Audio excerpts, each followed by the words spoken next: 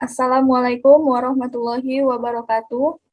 Saya Tasya Septianingsih dengan NPM 2015310174 ingin mempresentasikan hasil resum materi manajemen pengendalian usaha dari materi 1 sampai dengan materi 6. Baik, untuk mempersingkat waktu, langsung saja saya akan mempresentasikan materi pertama dengan judul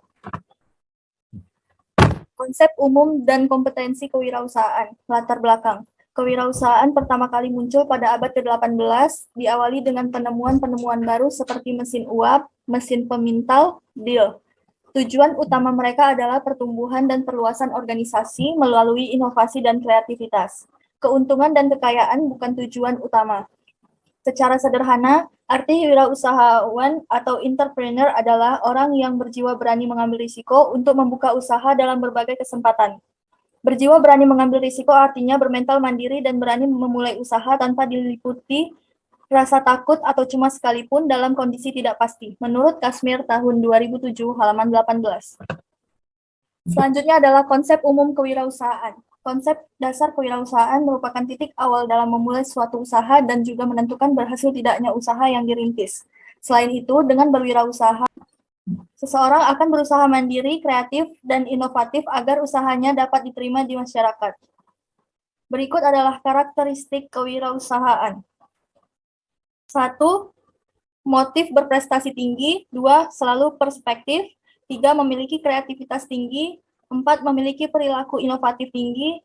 5. Selalu komitmen dalam pekerjaan, memiliki etos kerja dan tanggung jawab. 6. Mandiri atau tidak ketergantungan.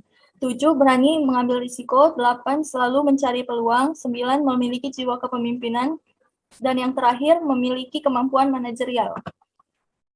Selanjutnya, kompetensi kewirausahaan. Kompetensi wirausahaan merupakan pengetahuan, sikap, dan keterampilan yang terhubung satu dengan lainnya, yang diperlukan pengusaha untuk dilatih dan dikembangkan agar mampu menghasilkan kinerja terbaik dalam mengelola usahanya, menurut Zuhriyah tahun 2013. Kompetensi kewirausahaan memiliki beberapa indikator, yaitu keterampilan teknis, pembuatan dan pengambilan keputusan, kemampuan pengorganisasian, manajemen pemasaran dan keuangan, berani mengambil risiko, kreatif dan inovatif, berorientasi ke masa depan.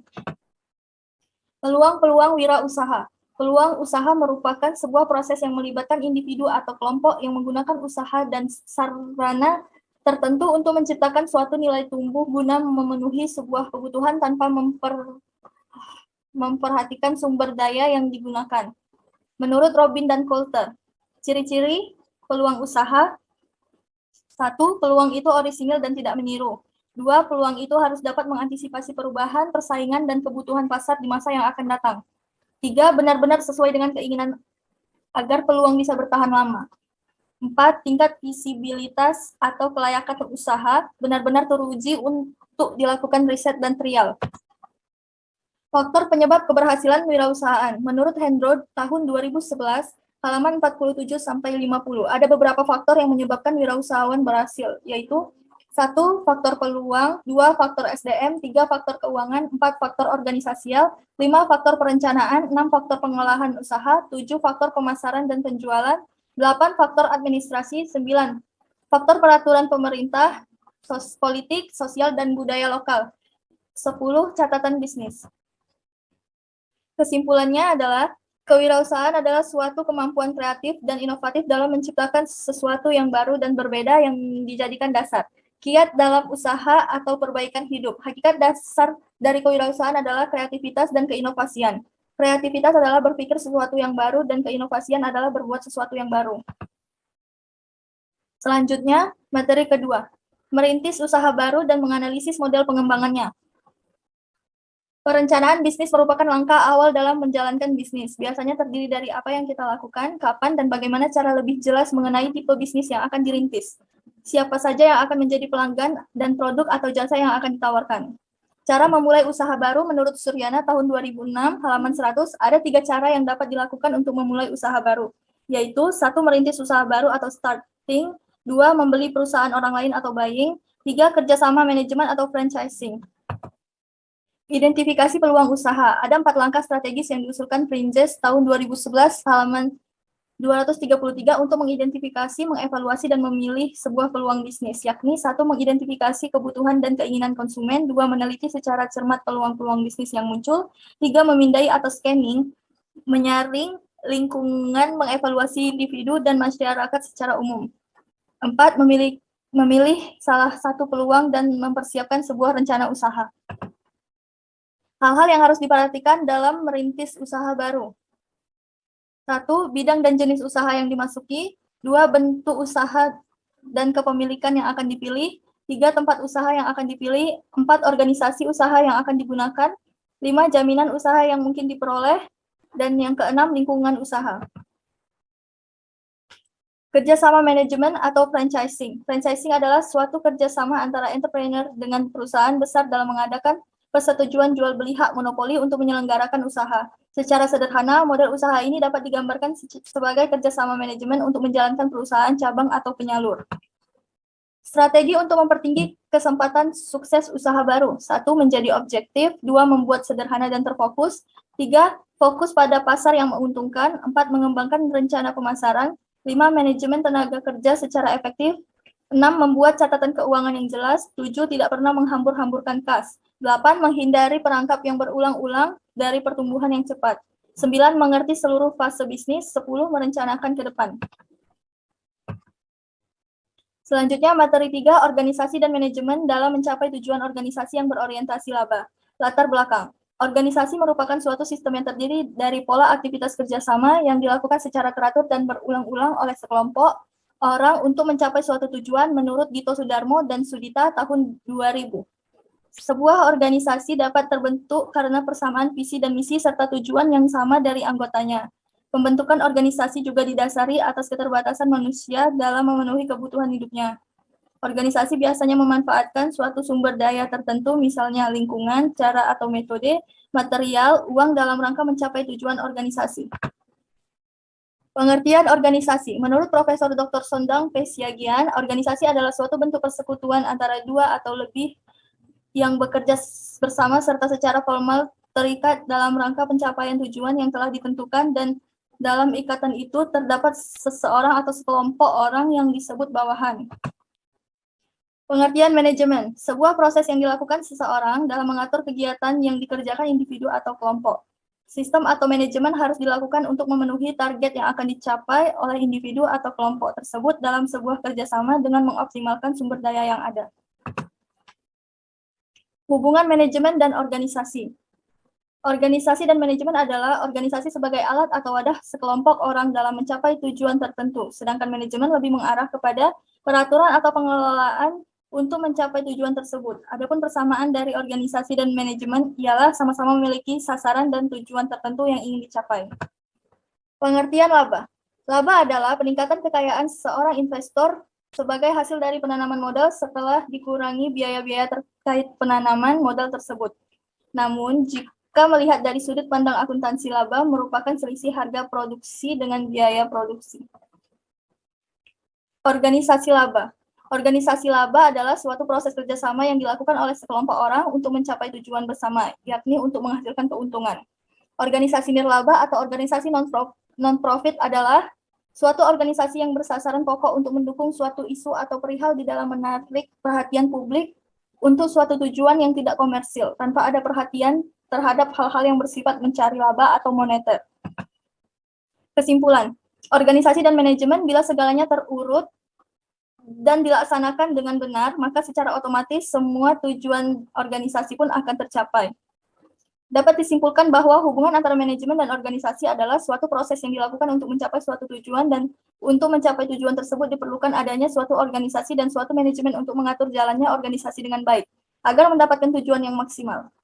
Karena dalam organisasi dibutuhkan manajemen untuk mengatur organisasi tersebut dan kerjasama yang lebih baik, agar dapat mencapai tujuan bersama dengan tepat. Selanjutnya, materi 4. Konsep-konsep dasar pengendalian manajemen dan batas-batas pengendalian manajemen. Latar belakang. Pengendalian merupakan suatu proses dasar untuk mendapatkan sesuatu yang identik dan apa saja yang akan dikendalikan. Pengendalian membantu mengidentifikasikan masalah-masalah manajemen. Usaha-usaha yang mengidentifikasi masalah-masalah merupakan tantangan bagi para manajer. Seorang manajer akan menyadari suatu masalah apabila terjadi penyimpangan dari sasaran yang ingin dicapai. Salah satu fungsi daripada manajemen adalah pengendalian. Sistem pengendalian manajemen dikategorikan sebagai bagian dari pengetahuan perilaku terapan. Pada dasarnya, sistem ini berisi tuntutan kepada kita mengenai cara menjalankan dan mengendalikan perusahaan atau organisasi yang dianggap baik berdasarkan asumsi-asumsi tertentu. Konsep-konsep dasar pengendalian manajemen. 1. Sistem. Prosedur melaksanakan serangkaian aktivitas yang biasanya dilakukan secara berulang. Karakteristik suatu sistem adalah runtut, terpola, terkoordinasi, dan terdiri dari beberapa langkah yang terkoordinasi untuk mencapai suatu tujuan tertentu. Pengendalian. Dalam sistem pengendalian akan ditemukan 4 elemen proses pengendalian, yaitu detektor atau sensor, asesor atau penilaian, efektor atau pelaksana, dan communication network atau jaringan komunikasi. 3. Manajemen. Fungsi manajemen secara garis besar adalah perancangan atau planning, pengarahan atau directing, pengorganisasian atau organizing, penyusunan staff atau staffing, pengendalian atau controlling, dan pengambilan keputusan atau decision making. Konsep-konsep dasar yang memberikan kerangka bagi perancangan dan penerapan sistem pengendalian manajemen. 1. Memberikan keyakinan yang memadai, bukan keyakinan yang mutlak. Perancangan suatu sistem pengendalian manajemen didasarkan pada pertimbangan biaya manfaat. Tidak peduli betapa baiknya perancangan atau pengoperasian suatu pengendalian manajemen dalam suatu organisasi. Sistem itu tidak dapat memberikan jaminan keyakinan yang mutlak agar tujuan organisasi dapat tercapai. 2. Komponen operasi atau kegiatan yang terpasang secara terus-menerus. Pengendalian manajemen adalah suatu rangkaian tindakan dan aktivitas yang terjadi pada seluruh kegiatan organisasi dan berjalan secara terus-menerus.